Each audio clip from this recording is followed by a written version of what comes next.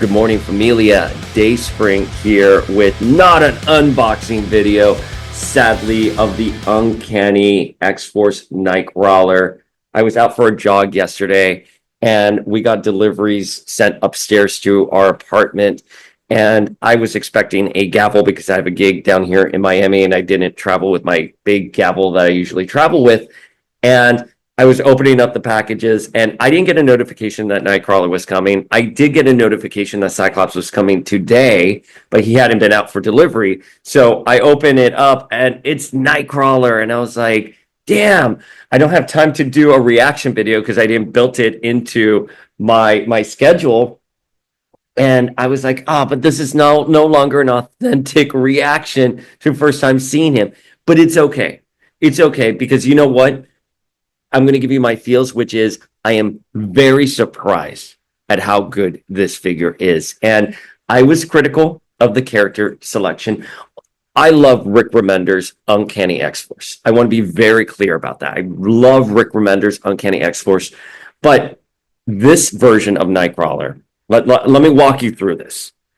616, the main universe Nightcrawler, was dead.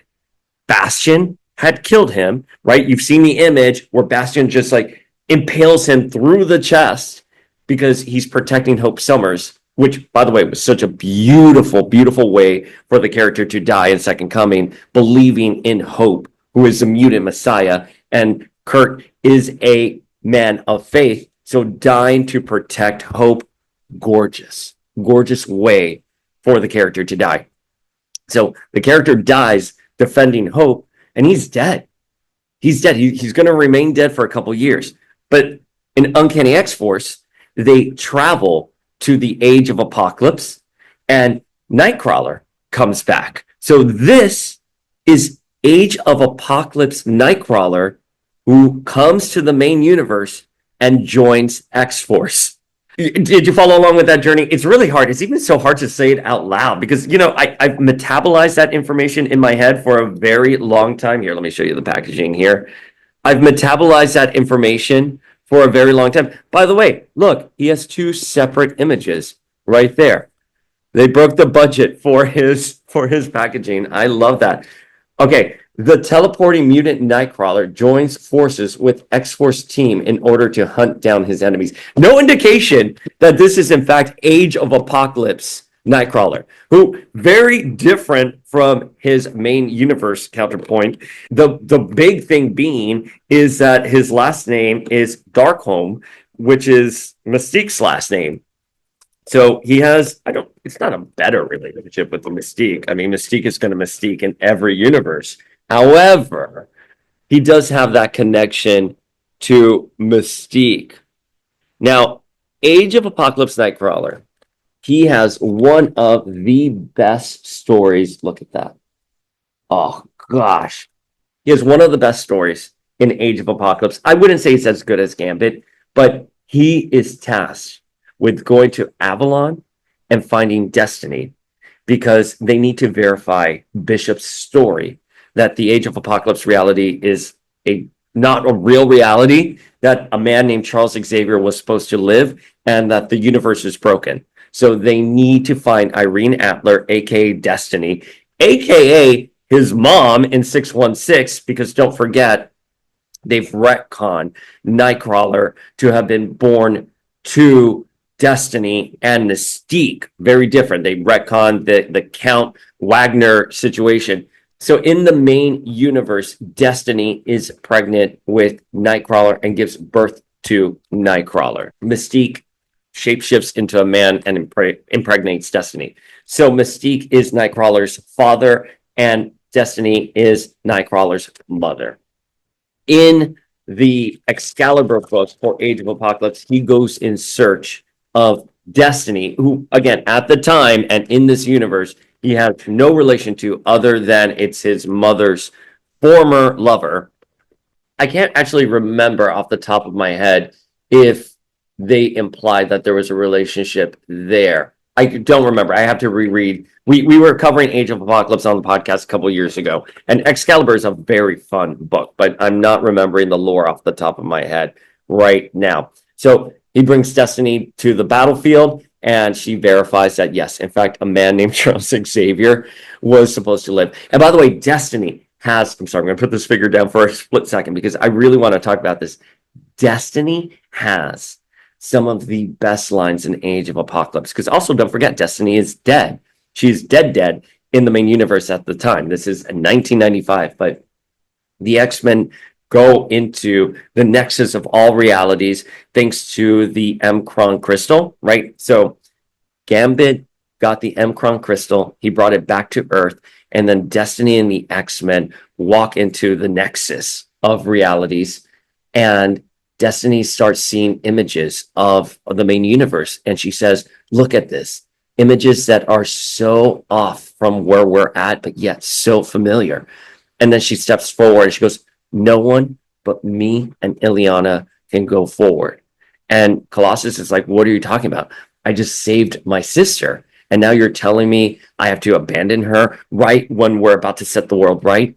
And Destiny's like, we can only go forward because only us don't have counterparts in the other reality. And Colossus gets it. You're like, what? Snowflake. It's because they're dead in the other reality. And in order to continue journeying inside to the crystal, you can't have a counterpart on the other side. Oh, it's so tragic. So beautiful. Oh, gosh, I'm going to cry just thinking about it. But here we have Age of Apocalypse Nightcrawler in his Uncanny X-Force costume. So he comes over to the main universe. He joins X-Force. He kills Age of Apocalypse Iceman. And by the way, the Marvel Legends Age of Apocalypse Iceman is actually based off of Uncanny X-Force Iceman. It's not based off of the Joe Mad original Age of Apocalypse. That's just a little fun fact for you guys. Look at him. All right, so why was I initially upset about this figure? And why am I now saying, oh, it's actually a good figure? Well, we're getting Age of Apocalypse figures, right? We just had Gambit in this wave. I get it. They want to push Uncanny X-Force, but this is technically Age of Apocalypse Nightcrawler. Why not give us to him in his Age of Apocalypse outfit, right? He even has his mark right there. So I don't know. I have to go back and watch the live stream. I don't know if maybe they know the distinction there. It's fine. They want to give us the X-Force team in their black and gray costume. So they're like Nightcrawlers. Nightcrawler is a popular character. So that's why. But I would have much preferred, if we were going to do this version of the character, for him to be in his Age of Apocalypse costume. Either way, it just would have worked out. And he joins the team later on. It's not like he's one of the founding members of the Rick Remender or even the Kyle Yost era. He comes in later on. And he stays, by the way, and he's a hallmark of that. But anyway, so that was my initial grievance. But you know what? I am happy, Familia. I'm happy to eat my words. I think this... Well, wait. When I say I'm happy to eat my words, I never said it was going to be a bad figure. So I'm arguing with myself here. I never thought it was going to be a bad figure because, as I've said, Hasbro, in my eyes, the worst of Hasbro is the best in the market, right?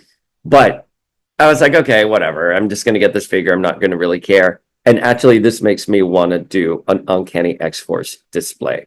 I got my new shelves up in New York. We're designing some shelves here in Miami. And I'm like, you know what? Maybe I have room for an Uncanny X-Force. I would prefer a Uncanny X-Force Psylocke first.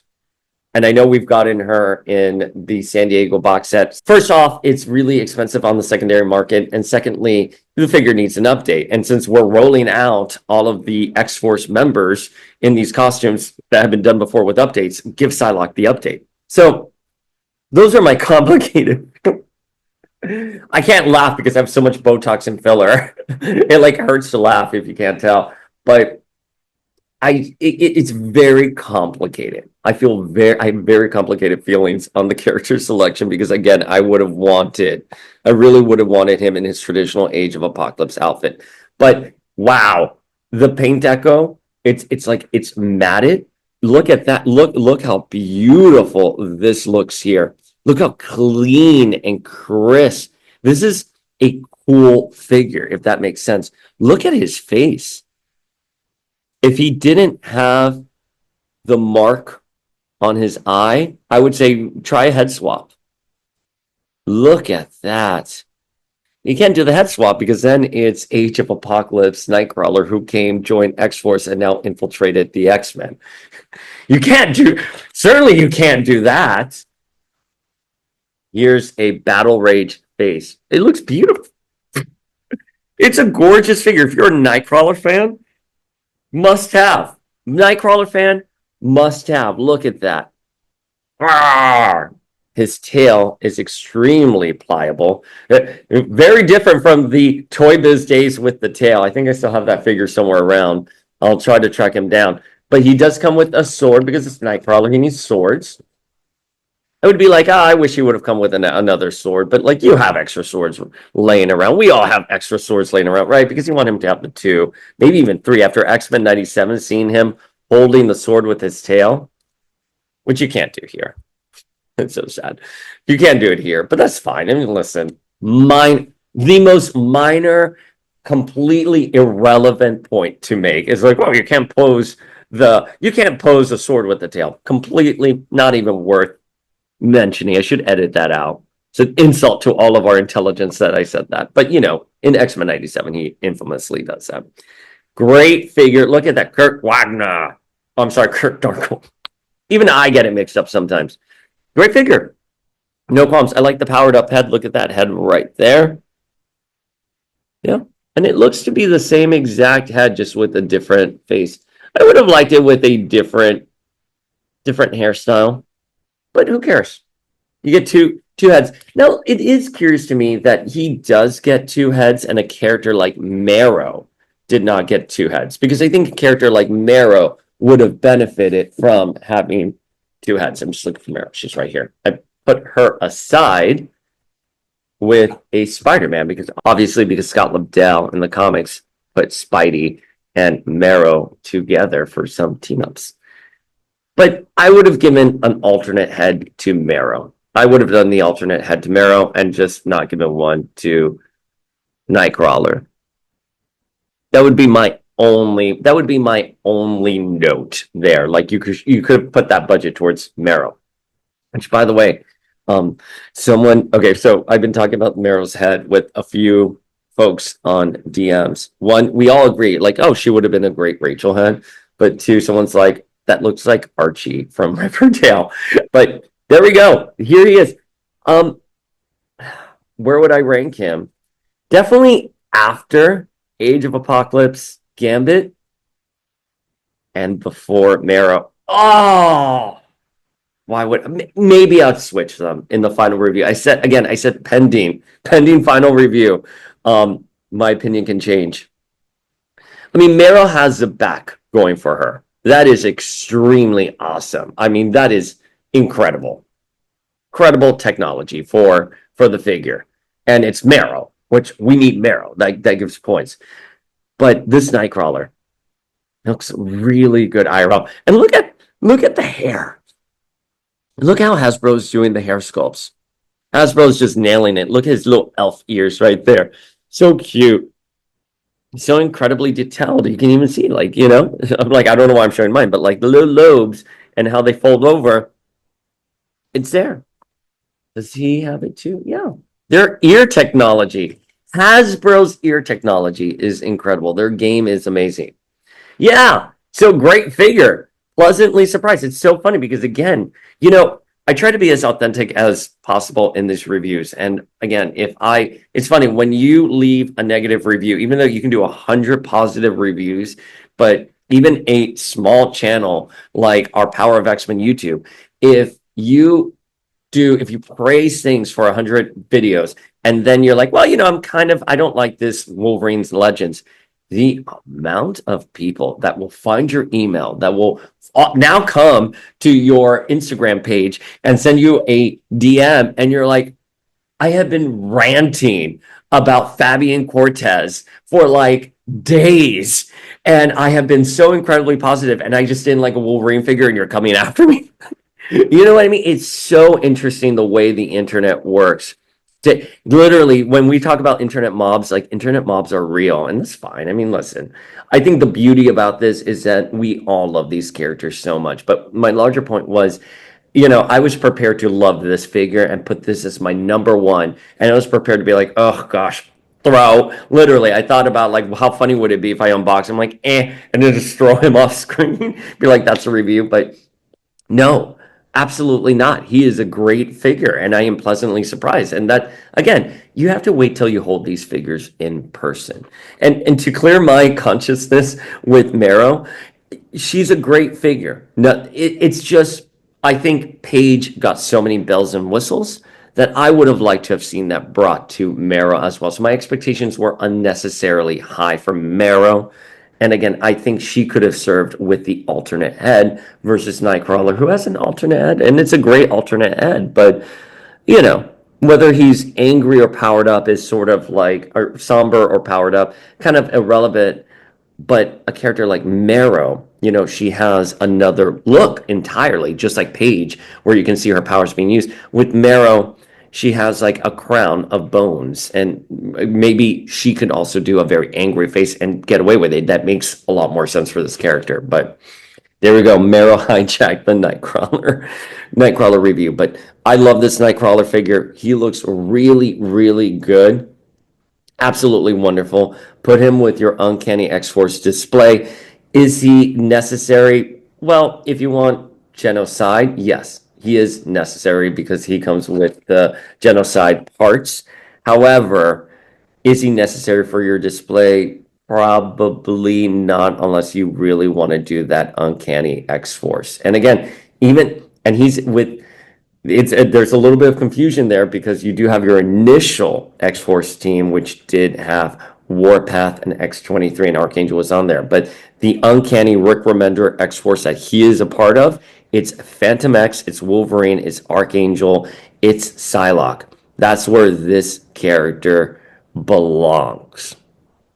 All right, Familia. Well, let us know your feels in the comments below. You can slide into our DMs at Power of X-Men. We're getting close to a milestone in community members over there, and I'm really excited. I'm thinking of it's a slow, man, I gotta tell you, after X-Men 97 and Deadpool and Wolverine, the engagement and growth was insane. And since then, it has stabilized because, of course, the mainstream is not talking about X-Men right now. We anticipate it will change at the end of the year when X-Men 97 Season 2 comes. But we are slowly getting to a milestone, and I'm really excited for this said milestone. Cannot wait for it.